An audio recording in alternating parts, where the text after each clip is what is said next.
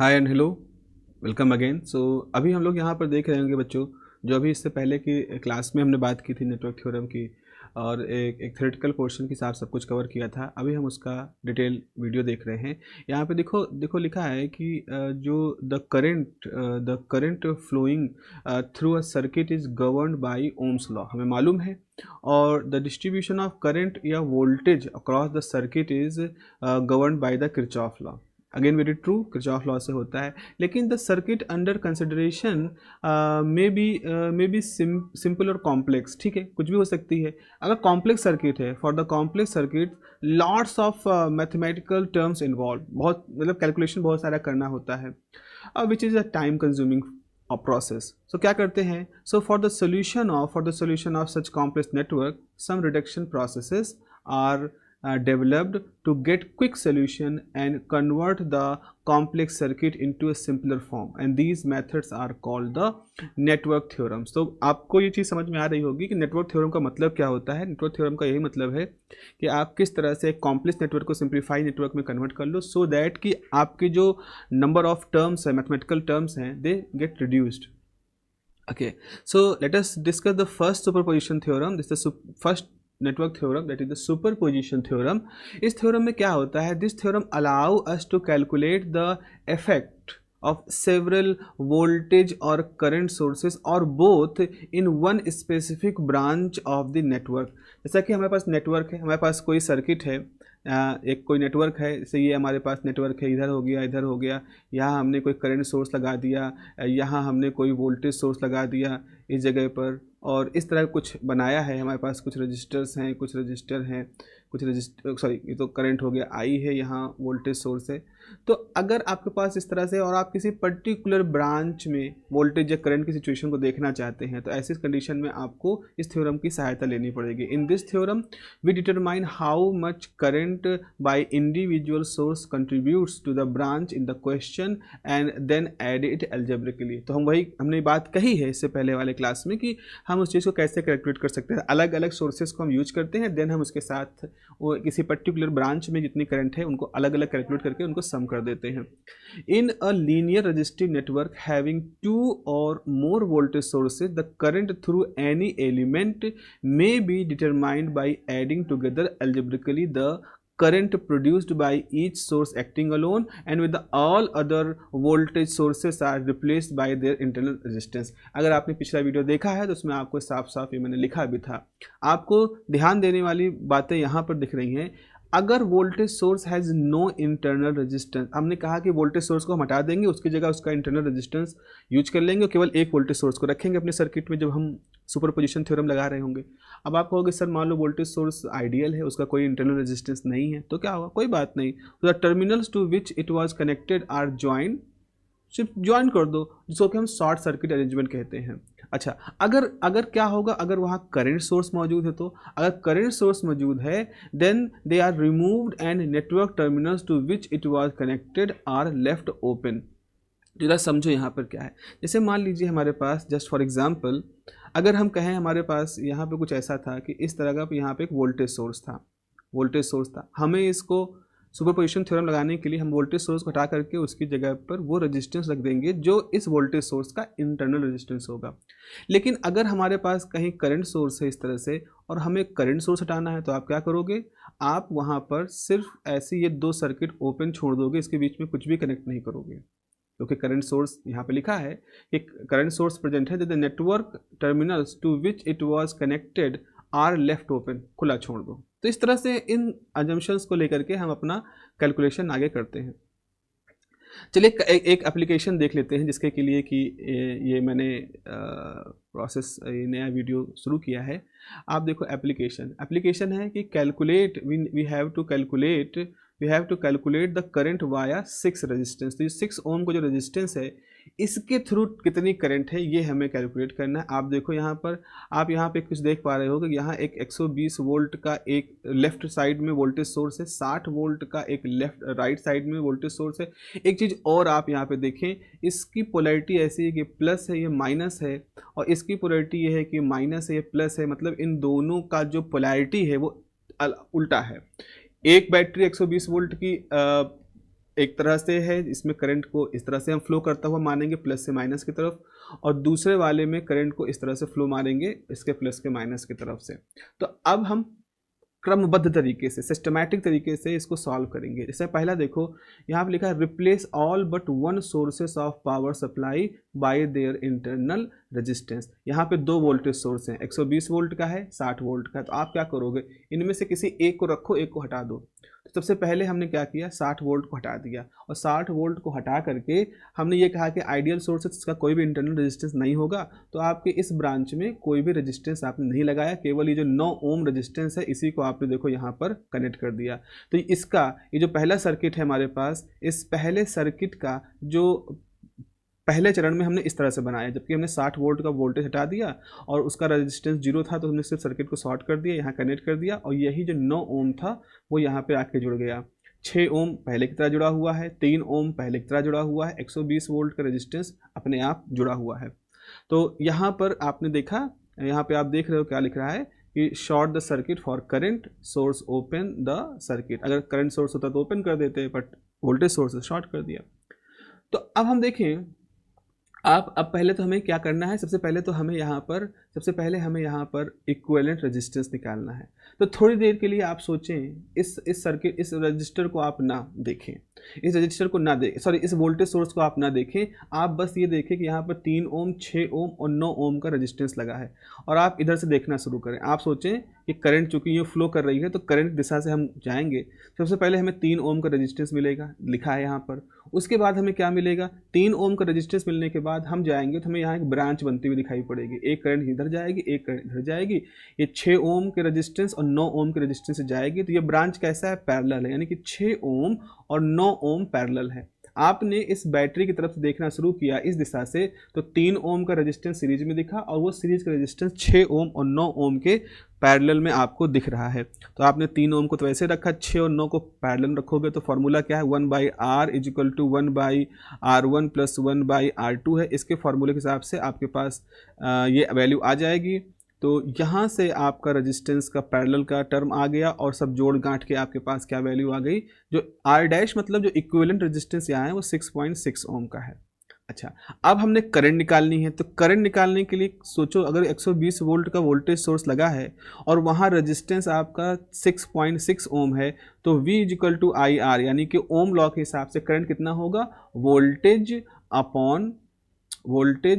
Upon resistance. अब 6.6 है, दशमलव हटाया, यहाँ पे 0 लगा दिया, इसको सॉल्व किया तो सिंपली हमारे पास आया 200/11 ओम। यानी कि इस 120 वोल्ट की बैटरी के द्वारा इस 6 ओम के रजिस्टर में 120/11 एम्पियर की करंट फ्लो कर रही है।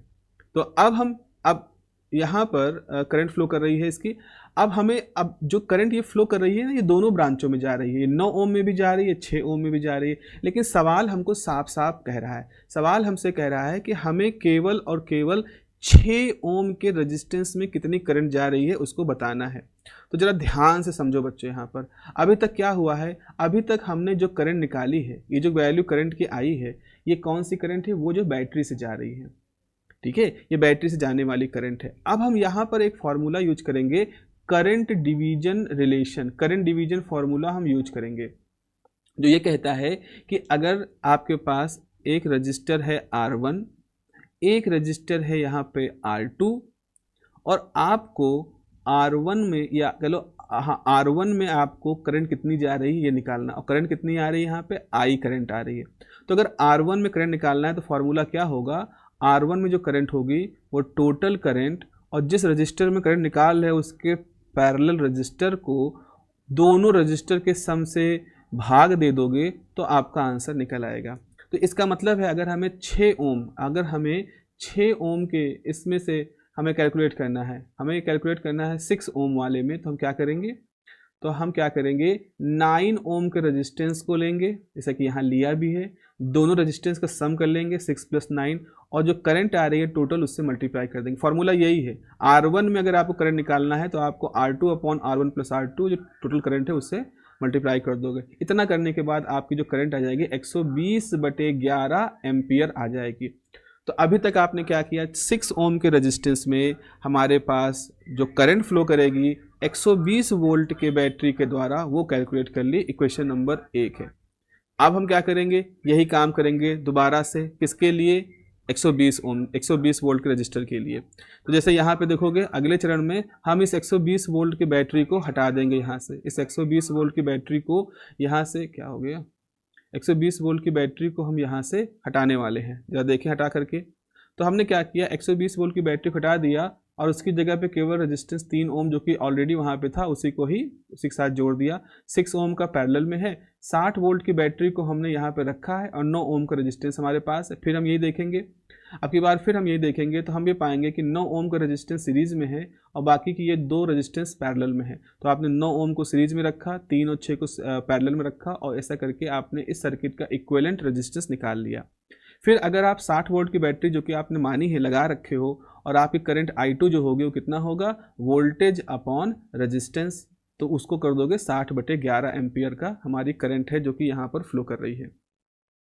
अब हम क्या करेंगे, करंट डिवीजन फार्मूले का यूज करेंगे और करंट डिवीजन फार्मूले से अब आप देखोगे अगर आपको 6 ओम के रेजिस्टेंस में, यहाँ 6 ओम के रेजिस्टेंस में करंट निकालनी है तो 6 ओम के रेजिस्टेंस में करंट निकालने के लिए आप उसकी जो पैरेलल साइड है 3 ओम को रखोगे, 6 ओम प्लस 3 का सम कर दोगे और उसको करंट से मल्टीप्लाई कर दोगे तो ये वो करंट आ जाएगी जो कि 6 ओम के रेजिस्टेंस में फ्लो कर रही है, 6 ओम के रेजिस्टेंस में फ्लो कर रही है। लेकिन एक बात ध्यान देना, ये जो करंट फ्लो करेगी, जस्ट इसको अगर मैं यहाँ पे साफ कर दूँ, अब देखो यहाँ पर ये जो करंट फ्लो कर रही है वो ऐसे फ्लो करेगी क्योंकि यहाँ बैटरी की पोलैरिटी नीचे प्लस है और जब यहाँ बैटरी थी इधर प्लस था तो ये जो करंट थी ऐसे फ्लो की थी। तो यानी कि उससे पहले 120/11 वाली जो करंट थी वो अप टू डाउन थी और जो यहाँ आपने निकाली है 20/11 ये डाउन टू अप है। तो इसका मतलब है कि टोटल करंट जो होगी वो दोनों करंट का सम होगी, लेकिन उसमें से एक करंट की साइन माइनस होगा क्योंकि अप और डाउन का अंतर है। तो आपने 120/11 से 20/11 माइनस कर दिया, 110/11 एम्पियर की करंट यहाँ पर फ्लो होती हुई आपको दिखाई पड़ रही है। This is how the superposition theorem works. ठीक है, इसी तरह से एक और क्वेश्चन हम लोग यहाँ पर देख लेते हैं। अब इसमें यह है कि फाइंड द करंट, यहाँ पर हमारे पास क्वेश्चन है कि find the current via 1 ohm resistance. कहाँ है भैया 1 ohm resistance, where is 1 ohm resistance, I think कुछ गड़बड़ कर दिया मैंने, 10 ओम होना चाहिए ना, हाँ 10 ओम होना चाहिए। It should be 10 ohm, it should be 10 ohm because there is no anything like 1 ohm. This is the 10 ohm. So question is find the current via 10 ohm resistance in the given circuit. तो पहले तो हमारे पास क्या करना होगा भाई, हमारे पास इस क्वेश्चन के अंदर दिख रहा है एक करंट सोर्स है 30 एम्पियर का, एक वोल्टेज सोर्स है 60 वोल्ट का। ठीक है, तो पहले हम क्या करेंगे, replace battery by the short circuit. क्योंकि वोल्टेज सोर्स है तो वोल्टेज सोर्स को हम शॉर्ट सर्किट कर देंगे। शॉर्ट सर्किट करने पे 20 ओम का रेजिस्टेंस है वो जुड़ गया। चूंकि इसका इंटरनल रेजिस्टेंस हमें कुछ दिया नहीं गया तो हम ये मान के चल रहे हैं कि ये आइडियल वोल्टेज सोर्स है, तो यहाँ पर 20 ओम का रेजिस्टेंस है। उसके बाद 30 एम्पियर के करंट सोर्स अभी उसको वैसे रखे हैं और 10 एम्पियर की 10 ओम का यहाँ रेजिस्टेंस है। अब आप खुद ही देखो ये जो वोल्टेज सोर्स है, जो करंट सोर्स है, इसे जो करंट फ्लो करेगी वो इस तरह से सर्किट के अंदर फ्लो करेगी, इस तरह से सर्किट के अंदर फ्लो करते हुए चारों तरफ मूव करेगी, इस तरह से फ्लो कर रहा होगा। तो अब करंट डिवीजन फार्मूला हम देखें। अब हम देखें कि हमारी करंट है और करंट को हमें 10 ओम के रेजिस्टेंस निकाला। इसको ऐसे मान सकते हैं, इसको आप ऐसे मान सकते हो कि आपके पास एक करंट सोर्स है इस तरह का, आपके पास एक वोल्टेज है, रजिस्टर है, आपके पास एक और रजिस्टर है, एक 20 का है, एक 10 का है। आपको 10 वाले में करंट कितनी जा रही है पता करनी है और करंट टोटल कितनी यहाँ से फ्लो कर रही है वो आपको मालूम है, 30 एम्पियर की करंट यहाँ पर फ्लो कर रही है। तो आपने वोल्टेज डिवीजन करंट डिवीजन फार्मूले से क्या किया, जिस रेजिस्टेंस में कैलकुलेट करना है करंट, जिस रेजिस्टेंस में करंट को निकालना है उसके समानांतर वाले रेजिस्टेंस को लोगे, 20 ओम को लोगे, फिर 20 + 10 से डिवाइड कर दोगे, टोटल करंट 30 है, इसे करोगे 20 एम्पियर की करंट अपवर्ड डायरेक्शन में आ रही है। देख रहे हो ना, यहाँ पे जो करंट है वो अपवर्ड डायरेक्शन में है, इस करंट सोर्स की वजह से ये अपवर्ड डायरेक्शन है। ये याद रखेंगे, अपवर्ड डाउनवर्ड याद रखेंगे क्योंकि फिर माइनस प्लस का हमें आगे हिसाब देना पड़ेगा। ठीक है, अब हम दूसरे स्टेप में चलते हैं। दूसरे स्टेप में क्या करेंगे, हमारे पास जो ओरिजिनल सर्किट है, अब की बार इसमें क्या करेंगे, अब की बार हमें वोल्टेज सोर्स को रखना है, करंट सोर्स को हटाना है। तो करंट सोर्स हटाने का मतलब क्या है, करंट सोर्स को हम ओपन टर्मिनल से रिप्लेस कर देंगे। तो करंट सोर्स के सिरे आपने खुले छोड़ दिए, ओपन सोर्स से टर्मिनल को उसको रख दिया है। ऐसी स्थिति में क्या होगा, करंट हमारी इस तरह से फ्लो करेगी, आई करंट फ्लो करेगी, 20 एम्पियर में जाएगी, यहाँ रास्ता है नहीं तो यहाँ नहीं जाएगी, आगे 10 ओम से होते हुए वो इस तरह से फ्लो करते हुए सर्किट को पूरा करेगी। तो सीधे तौर पे ये तो वोल्टेज करंट रिलेशन है, यहाँ 20 ओम और 10 ओम आपस में सीरीज में है, तो 20 + 10 कितना हो जाएगा, 20 + 10 हो जाएगा 30 ओम। तो 30 ओम का रेजिस्टेंस बच्चों यहाँ पर है, 60 वोल्ट की बैटरी है, 30 ओम का रेजिस्टेंस है, तो करंट कितना फ्लो कर रहा है, 2 एम्पियर। तो यानी कि 10 ओम के रेजिस्टेंस से जो करंट फ्लो कर रही है वो 2 एम्पियर की है, लेकिन ये करंट डाउनवर्ड है, देख रहे हो यहाँ एरो डाउनवर्ड है। पिछली वाली करंट जो थी वहाँ पे देख रहे थे अपवर्ड थी, ये वाली डाउनवर्ड है। तो जब दोनों सम करोगे तो 20 में से 2 माइनस हो जाएगा, 18 एम्पियर करंट यहाँ पर बच्चों फ्लो कर रही होगी। इस तरह से हमने 2 बहुत अच्छे क्वेश्चन दिए जो पूछे जाते हैं आपसे एग्जामिनेशन में, वो हमने यहाँ पे कवर किए हैं, और इनमें इनकी सहायता से हम अपना सुपरपोजिशन थ्योरम जो होती है उसको अप्लाई कर सकते हैं। ठीक है, अब हम आते हैं अपने थेवेनिन थ्योरम की तरफ से। द सेलिब्रेटेड थेवेनिन थ्योरम आपको यहाँ पर समझाएंगे, थेवेनिन थ्योरम कैसे काम करती है, what is the role of Thevenin theorem. This theorem is applicable where it is required to determine the current via a voltage across any one element in a network without following the rigorous method of solving network equations. Now this is the very clear statement, this is a very clear statement about the theorem कब use करनी है, which is very essential, you should know। अगर आप कोई नया उपकरण कोई नया टूल सीख रहे हो तो you should know कब इसको यूज करना है, अदरवाइज उसके सीखने कोई मतलब नहीं है। तो दिस थ्योरम इज एप्लीकेबल जब हमें करंट या वोल्टेज किसी पर्टिकुलर एलिमेंट से निकालना होता है, हमें उसको ढूंढना होता है, समझना होता है, लेकिन हम बहुत डिटेल में नहीं एंटर करना चाहते, हम बहुत ज़्यादा इक्वेशंस, बहुत ज़्यादा कंप्यूटेशनल नहीं लगाना चाहते, बहुत सारी समय नहीं लगाना चाहते, तब हम इस बहुत ही क्रिस्प और बहुत ही पावरफुल थ्योरम का यूज करते हैं, which is the Thevenin theorem. यहाँ पे देखो, यहाँ पे लिखा है कि Here the two terminal network is replaced by a voltage source VT and a resistance RT connected in series। इस पूरे थ्योरम में हम करते हैं कि अल्टीमेटली हम कुछ तरीकों से VT निकालते हैं इक्विवेलेंट थेवेनिन वोल्टेज, हम रेजिस्टेंस निकालते हैं इक्विवेलेंट थेवेनिन रेजिस्टेंस, और फिर उनसे उनको सीरीज में जोड़ देते हैं, और फिर हमारे सर्किट को आगे काम करते हैं। अब सवाल है कि कैसे आप VT कैसे निकालोगे। चलो मान लिया कि इस पूरे थ्योरम का मेन पोर्शन है कि आपको थेवेनिन वोल्टेज निकालना होगा, but how will you calculate this. तो देखो यहाँ पर बहुत ही सीधे तरीके से लिखा है कि थेवेनिन्स इक्विवेलेंट वोल्टेज, मतलब वीटी का मतलब होता है Thevenin's equivalent voltage, because it was developed by Thevenin. So this is the open circuit voltage that appears across the load terminals when the load is removed and disconnected। आप क्या करो, आपके पास circuit है, आप उस सर्किट का जो load है उसको हटा दो, सर्किट का जो आउटपुट है, लोड है, वो हटा दो। जैसे अगर मैं कहूँ आपके पास कुछ ऐसा है कि जस्ट फॉर एग्जांपल ऐसे कुछ सर्किट है, यहाँ कुछ है, ये आपके पास टर्मिनल है, यहाँ रेजिस्टेंस है, यहाँ टर्मिनल है, इसके अंदर कुछ कॉम्प्लिकेटेड सर्किट है। आप क्या करो, आपको वोल्टेज निकालना है तो आप इस लोड को हटा दो। इसको हटाने का मतलब है सिर्फ यहाँ टर्मिनल ऐसे खुला छोड़ दो और फिर उसके अक्रॉस आप यहाँ पर अप्लाई करो अपने वोल्टेज लॉ, तो आप देखोगे आपको एक इक्विवेलेंट वोल्टेज वैल्यू मिल जाएगी। अभी हम लोग करेंगे जब एक्सरसाइज तो आप इसको समझ जाओगे, फिलहाल के लिए आप इसे समझो। आरटी क्या है, आरटी मतलब इक्विवेलेंट रेजिस्टेंस कैसे निकालना है, तो Thevenin's equivalent resistance, just a minute, Thevenin's equivalent resistance आपको निकालना है, is the resistance of the network looking back into the load terminals. अब लोड टर्मिनल की तरफ से ही देखने पर हम इस तरह के रेजिस्टेंस को भी कैलकुलेट कर सकते हैं। सो देखिए इसे यहाँ पर for example this is our circuit, ये हमारा सर्किट है जहाँ हमने एक वोल्टेज सोर्स लिया है, एक रेजिस्टेंस R1 है, रेजिस्टेंस R2, रेजिस्टेंस R3 है और एक लोड रेजिस्टेंस है जिसमें करंट IR फ्लो कर रही है। तो this is a simple DC circuit shown where IL is to be calculated by the Thevenin theorem. तो IL जो थेवेनिन IL जो कि थेवेनिन करंट है, जो लोड के थ्रू करंट फ्लो कर रही है, उसको हमें कैलकुलेट करना है। तो सबसे पहले हमने क्या करना शुरू किया, हमने ओपन सर्किट वोल्टेज निकाला। ओपन सर्किट वोल्टेज को VOC कुछ बुक कहते हैं, बल्कि ये है VT ही, जो VT यानी कि थेवेनिन वोल्टेज जो आपको निकालना है ये वही है, VT ही है, जिसको कि VOC कह रहे हैं। तो आप क्या करोगे, लोड रेजिस्टेंस को आप रिमूव करो। आपको करना क्या है, रिमूव द लोड रेजिस्टेंस, आपको ये रेजिस्टेंस हटा देना, जैसा कि ऊपर मैंने बताया भी है, लोड रेजिस्टेंस को आप हटा दीजिए।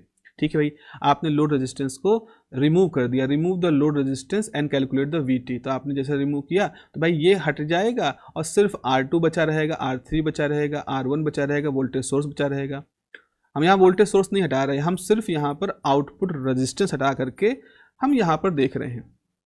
अब देखो बहुत ध्यान से, इससे हुआ क्या बच्चों, इससे हुआ ये कि जैसे आपका रेजिस्टेंस हटा तो अब करंट जब यहाँ से चलेगी, भाई अगर हम करंट यहाँ से चलता हुआ माने तो करंट यहाँ से चलेगी और इस तरह देखिए यहाँ चलते हुए यहाँ आएगी और फिर इस रास्ते से आगे नहीं बढ़ेगी, क्योंकि यहाँ रास्ता तो कटा हुआ है, क्योंकि लोड आपने हटा दिया है। तो वो करंट R2 में जाएगी ही नहीं, वो करंट घूम करके R3 से होते हुए फिर इस तरह से अपना रास्ता पूरा करेगी। तो खाली इसी लूप के अंदर भैया वो चक्कर लगाती रहेगी। तो VOC जो है, यानी कि जो यहाँ पर जो आप कैलकुलेट कर पाओगे वो क्या होगा, I जो करंट फ्लो कर रही है और केवल R3 से फ्लो कर रही है, जिस R3 से ही करंट को फ्लो हो रही है यहाँ पर, ठीक है। मतलब R3 क्या मतलब R3 प्लस R1 से, सॉरी R3 प्लस R1, क्योंकि ये रेजिस्टेंस भी तो है, इसको में ओवरलैपिंग हो रही है यहाँ पर। तो ये जो हमारी करंट है, ये करंट कहाँ से फ्लो कर रही है, R1 से जाएगी, R3 से जाएगी और फिर यहीं पर मूव करेगी, R2 का रोल नहीं आएगा। तो हमारी जो करंट होगी वो क्या होगी, VS R1 प्लस R3, हमने करंट निकाल ली। और हमें चूंकि इसी रेजिस्टेंस में निकालना है, जरा ध्यान समझिएगा, एक बार फिर से मैं यहाँ समझा देता हूँ आपको मैं फिर से यहाँ समझा देता हूँ कि इस पूरे प्रोसेस में आपने क्या किया। जस्ट एग्जाम्पल, इस पूरे प्रोसेस में क्या किया, यहाँ रेजिस्टेंस हटा दिया, तो सर्किट को यहाँ से करंट को फ्लो नहीं होना है। अब सर्किट की करंट केवल R1 R3 से होते हुए यहाँ पर फ्लो करेगी। आपको निकालना है VOC वही वोल्टेज होगा जो यहाँ पर ड्रॉप होगा, क्योंकि पैरेलल में वोल्टेज ड्रॉप होता है। तो R3 इस जगह पर जो वोल्टेज ड्रॉप होगा वही आपका VOC होगा, यानी कि वही आपका थेवेनिन इक्विवेलेंट वोल्टेज होगा। तो आपको VOC जो निकालना है वो असल में R3 के अक्रॉस जो वोल्टेज ड्रॉप है वो निकालना है। लेकिन उसको निकालने से पहले आपको I मालूम होना चाहिए, सर्किट में करंट कितनी फ्लो कर रही है। तो उसके लिए सिंपल सा KVL लगाओ कि आपने वोल्टेज लगाया है VS, करंट है मान लो I, रेजिस्टेंस कौन है R1 प्लस R3। तो इससे आपने I निकाल लिया, I की वैल्यू को यहाँ रख दोगे, I की वैल्यू क्या निकली आपके पास, I की वैल्यू निकली VS upon R1 plus R3। आपने उसको उठा के रख दिया OC में, तो इससे आपके पास हो गया R3 by R1 plus R2 VS। ये इक्वेशन नंबर 1 आ गए और यही आपका थेवेनिन वोल्टेज है। समझ गए ना क्या करना है, आउटपुट वोल्टेज हटाओ, उसके बाद सर्किट के अंदर जो उसके पैरेलल जो वोल्टेज है उसको कैलकुलेट करना है, वही VT है। उसके लिए सर्किट में करंट निकालो और उस करंट को उस वोल्टेज से मल्टीप्लाई कर दो, आपको थेवेनिन वोल्टेज मिल जाएगा। फिर दूसरा सवाल आता है हमारे सामने कि हमें कैलकुलेट करना है मतलब RT यानी कि थेवेनिन रेजिस्टेंस निकालना है। तो उसके लिए आपको डीएक्टिवेट करना पड़ेगा VS को। चलो देखो कैसे करते हैं, इस फार्मूले को देखो, आपने VS को हटा दिया, यहाँ VS नहीं है, यहाँ पिछले सर्किट में यहाँ VS था, यहाँ VS नहीं है, और आपने लोड की तरफ से फिर देखना शुरू किया, लोड हटा दिया, लोड की तरफ से देखना शुरू किया।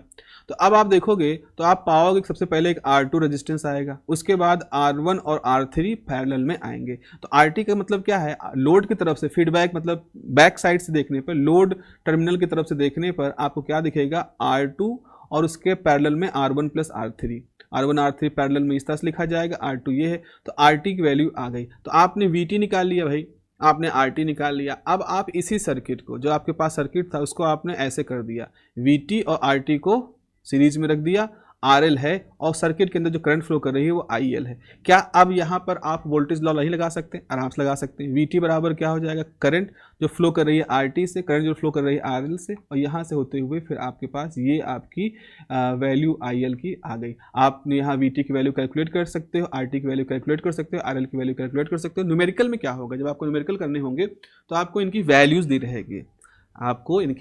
रहेगी, 10 ओम, 50 ओम, 20 वोल्ट, 100 वोल्ट कुछ दिया रहेगा, और वो फिर आप इस तरह के फार्मूले में रख करके सीधे कैलकुलेट कर सकते हो। तो ये थोड़ा सा आपको इसको अपनी जो आपकी जो बुक्स वगैरह हैं उनसे आपको इसको प्रैक्टिस करनी पड़ेगी, देन यू विल बी, आप कंफर्टेबल हो जाओगे इसके साथ। ऐसा कोई बहुत तिकड़मी हिसाब नहीं है, यहाँ पर थोड़ा सा कॉन्सियसनेस के साथ हमें करना होगा। Now let us solve another good problem, जैसे कि find the current in 2 ohm, where is 2 ohm, this is the 2 ohm। हमें 2 ohm रेजिस्टेंस में करना है by using the Thevenin theorem, T theorem। सबसे पहले हम RT कैलकुलेट कर लें, सबसे पहले अगर आपको आरटी कैलकुलेट करना है तो आपको क्या करना पड़ेगा, आपको वोल्टेज सोर्स हटा देना पड़ेगा। ठीक है, आपने वोल्टेज सोर्स हटा दिया, सिर्फ शॉर्ट सर्किट कर दिया। आपको लोड हटा देना पड़ेगा, आपने लोड हटा दिया। और जब लोड हटा दिया तो आप क्या करो, लोड की तरफ से देखना शुरू करो। आपने देखना, लोड की तरफ देखना शुरू किया, आपको आरटी मिलेगा। आप देख रहे हो 3 ओम का रेजिस्टेंस पैरेलल सीरीज में है 5 ओम और 4 ओम के पैरेलल के साथ में, यानी 3 ओम और 4 ओम 5 ओम पैरेलल। ये सब करने के बाद आपके पास 5.22 ओम का वैल्यू आ गया। अब आपको कैलकुलेट करना है वीटी। वीटी कैलकुलेट करने के लिए भाई हमने क्या बताया था, वीटी कैलकुलेट करने के लिए मैंने बताया था आपको कि भाई आप क्या करो, यहाँ पर इस जो आउटपुट है, इस आउटपुट में इसको हटा दो, 2 ओम को हटा दो। आपने यहाँ पर 2 ओम को हटा दिया और आपको एक ओपन टर्मिनल कर दिया। यहीं से आपको वीटी कैलकुलेट करना है। तो 4 ओम का जो रेजिस्टेंस है, इसके अक्रॉस जो वोल्टेज ड्रॉप होगा वही आपका वीटी होने वाला है। 3 ओम अब यहाँ बेकार होगा क्योंकि करंट इसमें नहीं फ्लो करेगी, क्योंकि आगे रास्ता नहीं है, इसलिए आगे करंट यहाँ से फ्लो नहीं करेगी। तो करंट का जो भी मसला है वो केवल इसी लूप में ही घूम घाम के रह जाएगा। तो आप देखो, केवीएल लगाओ यहाँ पर, वोल्टेज लो। आपने रेजिस्टेंस वो वोल्टेज कितना है 10 ओम का, करंट 5 से जाएगी 4 से जाएगी, तो 5 पर फ्लो सीरीज में है। करंट की वैल्यू आ गई 10/9, जोड़ लिया। उसके बाद फिर ये जो करंट है जब 4 ओम के रेजिस्टेंस से फ्लो करेगी, जब ये करंट 4 ओम के रेजिस्टेंस से फ्लो करेगी तो क्या होगा, जैसे ये 4 ओम के रेजिस्टेंस से फ्लो करेगी तो आपको क्या करना है, करंट इंटू 4 ओम आ गया 4.4 वोल्ट। तो आपके पास थेवेनिन वोल्टेज कितना आ गया प्यारो, आपके पास थेवेनिन वोल्टेज आ गया 4.4 volt. Okay, 4.4 volt is the Thevenin voltage. Then आपके पास IL है, VT है, RT+2 है, ये सारी वैल्यू हैं। अब आप क्या करोगे, अब देखो आपने थेवेनिन वोल्टेज बनाया, उसको सीरीज में रखा, आपका लोड हो गया, करंट निकालनी है, आपको बस सिंपल से KVL लगाना है, वोल्टेज बराबर करंट इंटू रेजिस्टेंस, और इस तरह से आपकी ये वैल्यू यहाँ पर सीधे तौर पर आ जाएगी। तो आप देख रहे हो कि थेवेनिन इक्विवेलेंट सर्किट से हम बहुत आसानी से अपने सर्किट को कॉम्प्लेक्सिटी को रिड्यूस करते हुए अपनी वैल्यूज़ को ढूंढ ले रहे हैं। Now this is another very important theorem called the Norton theorem. Norton theorem, तो यहाँ लिखा है Norton theorem is converse of Thevenin theorem. No, we are saying converse in sense क्योंकि हम वोल्टेज और करंट के रिलेशन को देख रहे हैं। तो वोल्टेज और करंट का रिलेशन से V इक्वल टू IR होता है, तो वोल्टेज करंट एक दूसरे का रेसिप्रोकल जैसा होता है, जिनका कि रेशियो जो है रेजिस्टेंस कांस्टेंट के बराबर होता है। इस वजह से इसको कन्वर्स वर्ड यूज कर रहे हैं। It consists of equivalent current source instead of equivalent voltage source as in the Thevenin theorem. So Norton theorem is about the current source. Thevenin theorem is about the voltage source. So the calculation of looking back internal resistance is same as in both the theorems. तो अगर हम RT की बात करें, जैसे equivalent resistance निकालने की बात करें, तो यहाँ वही तरीका अपनाते हैं जो कि हम थेवेनिन में अपनाते हैं। नॉर्टन में क्या होता है, in Norton theorem the network reduce to simple circuit in which a parallel combination of constant current source is present. इसमें कांस्टेंट करंट सोर्स मौजूद होती है, ये एक खास बात है थेवेनिन थ्योरम से नॉर्टन थ्योरम में जाने के में। प्रोसेस क्या है, रिमूव करिए लोड और ओपन कर दीजिए टर्मिनल्स को, जिसकी वजह से we need to find the Norton equivalent circuit. हम क्या करेंगे, हम लोड को हटा देंगे, सर्किट को ओपन कर देंगे ताकि नॉर्टन इक्विवेलेंट को प्राप्त कर सके। उसके बाद फिर क्या करेंगे, put the short circuit across the terminals under consideration. जिन टर्मिनल के बीच में हमें अपने कैलकुलेशन करना है, करंट के वोल्टेज निकालने, उनको हमने शॉर्ट सर्किट कर दिया। And find the short circuit current in the short circuit, मतलब शॉर्ट सर्किट करंट हमको उस सर्किट के अंदर फाइंड करना है। फिर क्या करेंगे, शॉर्ट और voltage source and open on current source and then calculate the resistance between the two terminals. This is RN और N इज फॉर नॉर्टन, तो RN वही जो थेवेनिन के बराबर होता है। Connect the IN and RN in parallel to produce the Norton equivalent circuit. तो जैसे वहाँ पे हमारे पास कुछ तरीके थे थेवेनिन वोल्टेज को निकालने के, थेवेनिन रेजिस्टेंस को निकालने के, ऐसे यहाँ हमारे पास तरीके हैं थेवेनिन करंट सोर्स को निकालने के लिए। अब देखो बच्चों, यहाँ पर क्या हुआ, आपके पास जैसे आपने कहा कि भाई हमारे पास एक कॉम्प्लेक्स नेटवर्क है, आपके पास एक कॉम्प्लेक्स नेटवर्क है, उसके साथ लोड जुड़ा हुआ है। आप क्या करोगे, इस कॉम्प्लेक्स नेटवर्क को इस तरह से रिप्लेस कर दोगे, और ये कौन सा है, ये है नॉर्टन इक्विवेलेंट। तो this is the equivalent circuit of the complex network. Load output वैसा ही है।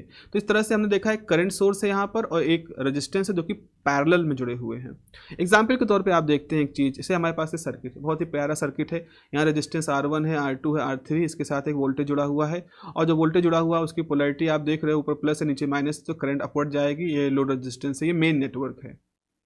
सबसे पहले we need to calculate the I N across the terminal A B. अब आपने यहाँ दो टर्मिनल रखे ए बी, इसके अक्रॉस आपको करंट निकालनी है। तो शॉर्ट सर्किट ए बी के अक्रॉस आपको करंट निकालनी, तो आप क्या करोगे इस यहाँ शॉर्ट सर्किट कर दो। शॉर्ट सर्किट मतलब ये लोड को हटा दो यहाँ से, यहाँ शॉर्ट सर्किट कर दो। आपने शॉर्ट सर्किट कर दिया, देखो यहाँ पे तार केवल जुड़ा है, शॉर्ट सर्किट हो चुका है। अब आपके पास रेजिस्टेंस R2 है, आपके पास रेजिस्टेंस R3 है, आपके पास रेजिस्टेंस R1 है। करंट वोल्टेज तो है ही है, जाहिर सी बात वोल्टेज को हमने कुछ नहीं टच किया। मान लीजिए इसके अंदर करंट फ्लो कर रही है आई डैश। अब ये आई डैश जो करंट है ये आगे जाके बट रही है आई एन में, और एक दूसरी करंट जो कि R3 में फ्लो कर रही है, क्योंकि सर्किट हमारा क्लोज बना हुआ है। अब सबसे पहले हमें इस स्थिति में करना क्या है बच्चों, इस स्थिति में हमको ये समझना है कि इसमें रेजिस्टेंस कितना होगा, इसमें रेजिस्टेंस कितना होगा। तो आप कहोगे सर रेजिस्टेंस की दिशा कौन सी चुनाव करें, रेजिस्टेंस के लिए किस तरफ से हम जाएं देखने के लिए। तो भाई आप इधर से जाओ, भाई करंट तो ऐसे ही जाएगी ना, आप करंट इधर से जाओ तो आप देखोगे R1 है सीरीज में, उसके बाद R2 और R3 पैरेलल में, R2 R3 पैरेलल में है। आपने पैरेलल का फ्लो लगाया, इसको मल्टीप्लाई किया, आपके पास R डैश की वैल्यू आ गई। तो R डैश आपने इधर से कैलकुलेट कर दिया। अब हमें करंट निकालनी है, तो जो करंट होगी वो क्या होगी, हमारे पास जो वोल्टेज है R डैश निकाल लिया, आई डैश निकाल लिया, R डैश हमने निकाल ही लिया है। तो हमारे पास वोल्टेज है, R डैश हमने कैलकुलेट कर लिया है। अब हम आई डैश निकाल सकते हैं, जो करंट है हमारी, जो आई डैश है इसको हमें निकालना है। तो आई डैश निकालने के लिए क्या करोगे, V बाई R डैश। तो V आपने अप्लाई कर रखा है, उसको डिवाइड कर दोगे। इसके बाद फिर क्या होगा कि हमें 2, अगर मान लो हमें यहाँ पर लोड के अक्रॉस हमें करंट निकालनी थी, RL के अक्रॉस निकालनी थी। तो आप देखो R3 और RL क्या है, पैरेलल में है। एक मिनट, जस्ट मिनट में थोड़ा तो गड़बड़ यहाँ पे कर दिया, इसको ये ऐसे करा, हाँ ऐसे किया, हाँ अब देखो यहाँ अब दिख रहा है, सॉरी अब यहाँ पे साफ साफ दिख रहा है कि यहाँ पर आपको साफ साफ दिख रहा है कि जो R2 है और जो R3 है ये क्या है, पैरेलल में है। तो अगर आपको R2 के अक्रॉस निकालना है करंट, तो आपने क्या किया, R3 ले लिया, उसके अपोजिट रेजिस्टेंस लिया, दोनों का सम ले लिया, जो करंट थी उसको मल्टीप्लाई कर दिया, आपके पास नॉर्टन वाली करंट यहाँ पर आ जाएगी। फिर क्या करोगे, जब नॉर्टन वाली करंट आपके पास आ गई है तो आपने क्या किया, आपने जो क्या था वैल्यू थी आपकी, just a minute, I dash की वैल्यू, जो यहाँ आई डैश की वैल्यू थी उसको इस जगह पर रख दिया, ये सॉल्व कर दिया। अब आप देखोगे इस चीज़ को आप थोड़ा सा पेंसिल से अपने साथ करते रहिएगा, जब आप कर लोगे तो आपके पास ये वैल्यू आ गई, आई एन की वैल्यू आ गई। आर एन को निकालने का तरीका क्या है, आर एन को निकालने का तरीका वही है जैसा कि थेवेनिन में था। आप जो है वोल्टेज सोर्स हटा दीजिए और इधर से देखिए तो आपके पास R2 R3 R1 ये आ जाएगा, ये आपका RN आ गया। और इस प्रकार से अगर हम दोनों का नॉर्टन इक्विवेलेंट सर्किट बनाना चाहेंगे, जस्ट मिनट, अगर मेरा थोड़ा स्टक हो रहा है, फंस रहा है मेरा सिस्टम। अब देखिए यहाँ पर भाई ठीक से चल जा थेवेनिन। तो अब हम अगर नॉर्टन इक्विवेलेंट सर्किट बना रहे हैं तो ये ऐसे है, एक IN लिया आपने, उसके साथ आपने RN को पैरेलल में जोड़ दिया, RN की वैल्यू आपके पास यहाँ से आ चुकी है, IN की वैल्यू आपने से यहाँ से निकाल दी है, और इस तरह से आपने एक इक्विवेलेंट सर्किट को कैलकुलेट कर दिया। तो ज़्यादातर सवाल जो होते हैं वो सुपरपोजिशन थ्योरम से रहते हैं और नॉर्टन इक्विवेलेंट सर्किट से रहते हैं, और सॉरी थेवेनिन इक्विवेलेंट सर्किट से रहते हैं। नॉर्टन से हम कभी भी, अगर हमारे पास जैसे VT मालूम है, हमें सर्किट के लिए VT मालूम है, हमें सर्किट के लिए RN मालूम है, तो हम IN कैलकुलेट कर सकते हैं, और IN कैलकुलेट करके इस तरह का सर्किट बना सकते हैं। तो एक और तरीका है, आप पहले अपने सर्किट, जैसे आपको जो प्रॉब्लम मिली उसको आप थेवेनिन से बनाओ, और थेवेनिन से बना के फिर उसको नॉर्टन में कन्वर्ट कर दो। तो Norton is a secondary process, second stage process after the Thevenin process. ठीक है, दिस इज हाउ हम लोग यहाँ पर इन थ्योरम, नेटवर्क थ्योरम को यहाँ पर हम लोग यूज करते हैं। ठीक है, चलिए फिर मिलते हैं अगली क्लास में अगले टॉपिक के साथ। Have a nice day, take care, bye bye.